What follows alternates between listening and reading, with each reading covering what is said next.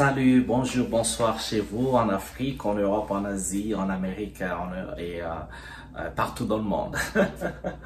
On revient pour une autre vidéo dans notre série, notre chaîne, votre chaîne, en Afrique et en diaspora. Ben, on revient toujours en Afrique parce qu'on aime bien parler de l'Afrique, des conditions sociales, politiques et culturelles et tout ce qui se passe sur le continent africain et la diaspora africaine partout dans le monde.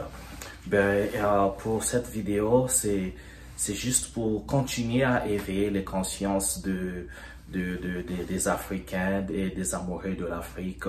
Et éveiller les consciences ici, c'est vraiment encourager les gens d'aimer le continent africain. Quel que soit le pays d'Afrique où vous êtes, aimez votre pays, soyez plus patriotes. Quel que soit l'endroit où vous vous trouvez dans le monde, sur n'importe quel continent, ayez toujours une pensée positive pour l'Afrique et travaillez toujours dans le sens du bien de ce continent. Malgré les difficultés, malgré les problèmes que vous avez dû endurer, quelles que soient les situations qui vous ont poussé à quitter l'Afrique, à être où que vous soyez, mais toujours une pensée pour l'Afrique, toujours envoyer ces énergies positives sur le continent. Parce que le continent a toujours été sous attaque, sous des menaces depuis la nuit des temps, depuis très longtemps. Depuis l'avènement de l'esclavage, on arrive à la traite négrière, on arrive à la colonisation, on assiste à la néocolonisation, parce que l'Afrique, il y a trop de ressources, les ressources naturelles qu'il y a en Afrique, le monde a besoin de ces ressources naturelles. Et malheureusement, ceux qui sont plus puissants militairement et ceux qui ont pu faire des colonies en Afrique ne changent pas leur angle d'attaque. Les attaques sont revisitées, les attaques sont parfois très discrètes et très pensées, mais le but n'a pas changé. Le but, c'est d'avoir la mainmise sur les ressources de l'Afrique. Le but ici, c'est pas voir les pays africains s'industrialiser, c'est pas de voir tout ce bonheur, ce bien-être des pays industrialisés. Et donc, eux, ils sont là pour leurs intérêts. Leurs intérêts, ce sont les ressources.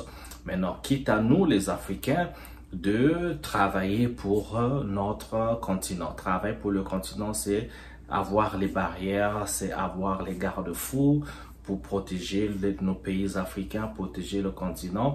Et surtout, comme j'ai parlé de l'amour, ça revient donc à notre part de responsabilité de se dire que, bon, les ressources qui nous reviennent, quand on fait par exemple la vente de pétrole, vous vendez quel que soit le pourcentage de vente, mais il y a bien des revenus qui rentrent dans nos pays africains. Donc, quand les revenus rentrent, c'est quitte à nous de ne pas être aussi corrompus, de ne pas être aussi égoïstes, de ne pas être aussi tribalistes, se dire que les ressources qui nous reviennent, il faut qu'on développe le pays. Il ne faut pas qu'il y ait la fuite de cerveau, qu'il y ait la fuite des deniers publics. Il ne faut pas aller investir cet argent encore dans les pays des colons, de ceux-là qui viennent déjà exploiter l'Afrique. Il ne faut pas aller mettre de l'argent dans leur compte bancaire. Il faut solidifier nos institutions parce que ça, c'est une part de notre responsabilité.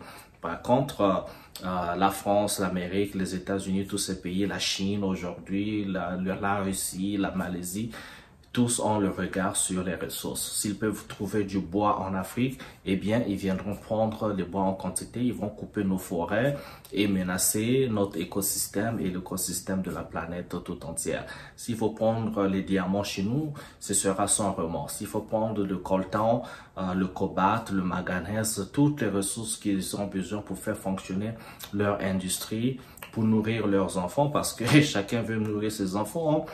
Parce que si vous habitez dans les pays en Occident, quand le gouvernement n'arrive pas à créer les emplois, n'arrive pas à nourrir les gens, quand l'économie commence à tomber, eh bien les gens sortent dans la rue, le président ne sera pas réélu, il y a plein de problèmes sociaux qui émergent, les gens protestent comme ça.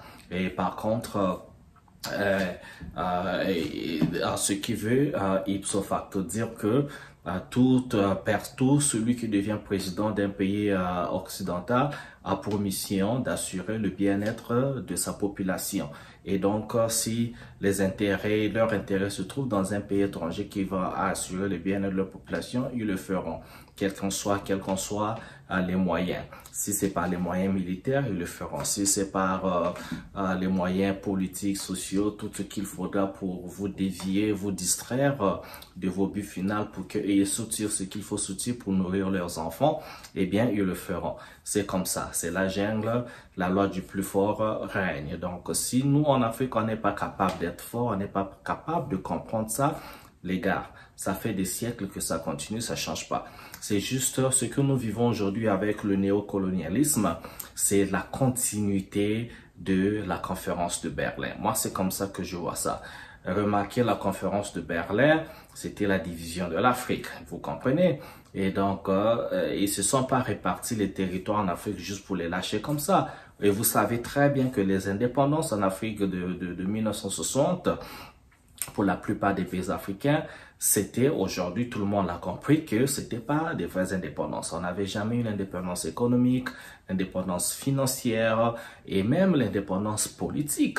Parce que combien de présidents africains, ceux-là qui voulaient travailler pour l'Afrique, ont été assassinés, pur et simplement éliminés.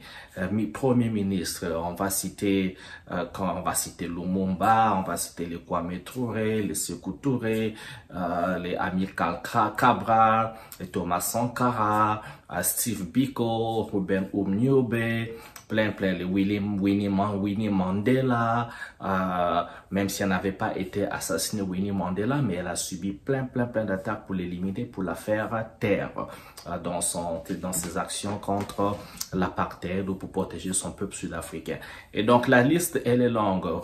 Tout président africain, tout leader africain qui a parlé, qui a pris la parole pour parler, pour protéger l'Afrique, faire en sorte que son pays africain devienne souverain, devienne réellement indépendant et que les ressources de son pays soient contrôlées, qu'il soit capable d'exploiter et de vendre sur le marché continental et le marché international hors d'Afrique leurs produits et y mettre le prix. Et ça, vous savez très bien que ça a été toujours difficile. Et comme avec la division déjà de l'Afrique, le manque d'entente, nous avons créé l'Union africaine. Vous savez très bien que l'Union africaine est très infiltrée. L'Union africaine, on ne sait pas trop à quoi ça sert. Déjà, si vous avez une institution de cette taille qui est financée par l'union d'un autre continent, dit l'Union européenne, vous savez déjà que vous perdez déjà votre pouvoir de décision, vous perdez une force. Ça n'a aucun sens. On a vu ça avec la CEDEAO.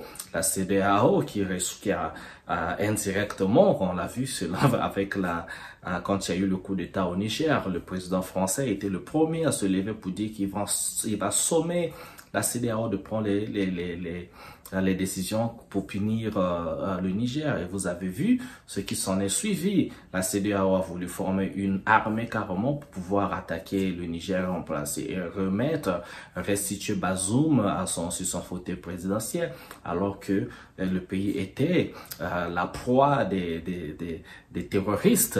On n'avait jamais vu la CEDEAO sortir une armée pour aller combattre les terroristes, mais par contre pour restituer une seule personne dans un État, ils étaient prêts à mettre le pays à feu et à sang.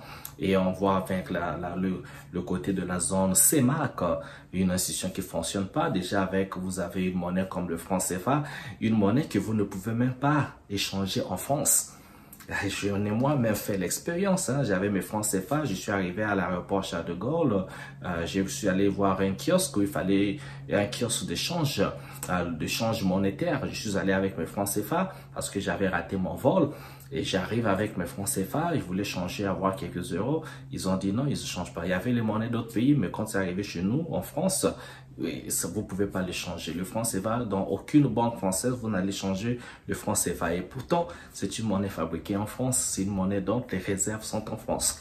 Ça n'a aucun sens, mais bon, c'est comme ça. Mais ça, c'est un autre sujet. Et donc, pour revenir, c'est juste pour dire qu'il faut comprendre que ce continent, c'est à nous de l'aimer, c'est à nous de le protéger. C'est à nous de faire en sorte que les ressources de ce continent bénéficient à nous autres, à nos enfants, et que nous établissions donc des institutions fortes pour que nos enfants, nos petits-enfants, ceux qui vont venir des générations plus tard, 10 générations plus tard, et qui vont trouver un continent qui leur permet de vivre sans pourtant aller prendre, risquer leur vie dans des bateaux de fortune, traverser des mers, traverser les océans, traverser les déserts, juste pour aller chercher une pitance d'ailleurs, alors que en Afrique, l'Afrique est très bénie. Tout ce qu'il y a de sources naturelles se trouve en Afrique. Tout. C'est un continent absolument béni. Il y a tout.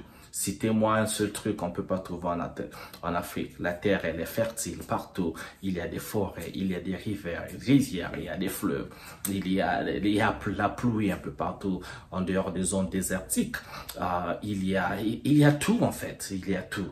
Et tout ce que nous avons comme ressources peut permettre à nourrir toute l'Afrique. Il suffit juste que les Africains comprennent ça et voir que ce qui manque dans un pays africain peut être trouvé dans un autre pays africain. Donc c'est comme ça, un peu d'échange de ressources entre nous.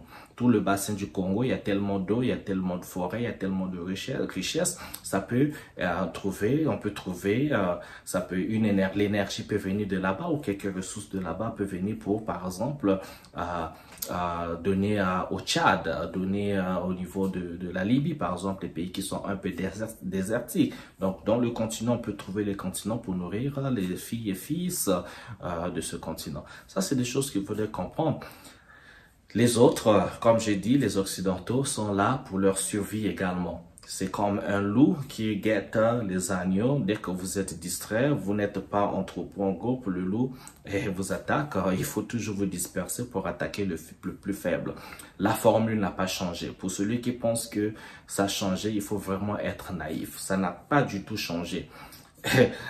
Vous voyez aujourd'hui les attaques sur les pays de l'AES, donc l'Afrique, AES qui veut dire Afrique, comment ils appellent ça, l'Afrique, les États du Sahel qui sont donc constitués du Niger, du Burkina Faso et du Mali. Et pourtant, ces gars-là, Assimi Goïta, Ibrahim Traoré et le général Tiani, tout ce qu'ils veulent, c'est l'indépendance, la souveraineté de leur pays. Mais regardez les attaques d'abord par nous-mêmes les Africains, tout le temps, tous les jours, les gars courent des risques d'assassinat, des risques de coup d'État, alors qu'ils travaillent que pour le bien.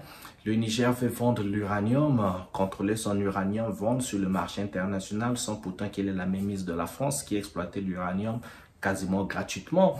Le Burkina Faso veut exactement la même chose, veut développer son pays. Assimi Goïta, le Mali, c'est pareil, combattre les terroristes qui nous distraient parce que les terroristes, c'est pas vraiment ce qu'on croit le terrorisme. Le terrorisme est une arme fatale pour déstabiliser les pays africains, contrôler les pays africains parce que plus vous êtes divisés, c'est mieux. Mieux on vous contrôle, mais plus vous êtes unis, c'est difficile de vous contrôler. Alors il faut corrompre vos propres frères au village, les gars-là qui sont facilement corruptibles à coups de dollars, à coups d'euros, pour former ce qu'on appelle les terroristes. Et c'est qui les terroristes? C'est des Africains qui viennent juste tuer, s'aimer la pagaille au bénéfice de l'Occident, qui rigolent d'ailleurs, qui rigolent parce que quand vous faites ça, vous entretuez entre vous. Ben, ils prennent les matières premières. C'est tout ce qui les intéresse. Nous, les Africains, il faut pas se tromper. Je vous dis, les gars, il faut même pas se tromper. Nous sommes l'élite là-bas. À la limite, nous sommes même pas des humains. C'est les gens qui veulent une Afrique sont les Africains. Ça, il faut pas je vous dis, il faut même pas se tromper. Vous allez peut-être me trouver extrémiste. Je le suis pas, ok? J'adore mes amis français, américains, espagnols. C'est la population moyenne. Parce qu'il faut comprendre, les populations régulières comme ça, le citoyen moyen dans ces pays-là, ils galèrent aussi. L'élite là-bas, c'est eux qui prennent tout l'argent, c'est eux qui font toute la fête. C'est eux qui le font. Ouais, donc, je ne suis pas extrémiste, je veux tout simplement dire que nous voulons juste le bien-être de nos populations. On veut juste développer notre Afrique et que les ressources de l'Afrique soient bénéfiques aux Africains. C'est tout. Donc, leur attitude à eux envers nous, il faut pas, on ne cherche pas le respect de leur côté. Le respect, en fait, ça se donne. Vous respectez, vous travaillez comme vous, c'est eux qui vont donner le respect, c'est ipso facto, c'est automatique, quoi. C'est comme ça. On cherche pas leur amour, on cherche pas qu'ils nous aiment, on veut pas en fait, on ne cherche aucune validation de leur côté. On veut être nous, penser nous, faire des choses avec nous. S'il y a des partenaires, comme on dit partenaires, s'il y en a, d'accord, mais et même ces histoires-là, je vous dis les gars, c'est toujours, on rentre toujours dans des relations où c'est eux qui dominent, où c'est eux qui deviennent toujours la voix dominante, c'est eux qui, ça leur profite plus que ça nous profite. Les exemples sont nombreux, on va pas rentrer dans les détails. Voilà, on va clore cette vidéo pour dire il faudrait que nous aimions l'Afrique, il faudrait que nous comprenions que ceux qui ont été nos ennemis d'hier ne sont pas nos amis aujourd'hui. Ceux qui ont colonisé, qui veulent, non, ce sont pas nos amis, ça n'existe pas, il n'y a pas d'amitié entre ces histoires. Le partenariat, eh bien, dans le business, il y a toujours quelqu'un qui veut niquer un autre, c'est comme ça. Donc, voilà, merci de m'avoir suivi, on se retrouve à une prochaine vidéo, je vous souhaite, comme d'habitude, bien le bonheur chez vous. Ciao, ciao.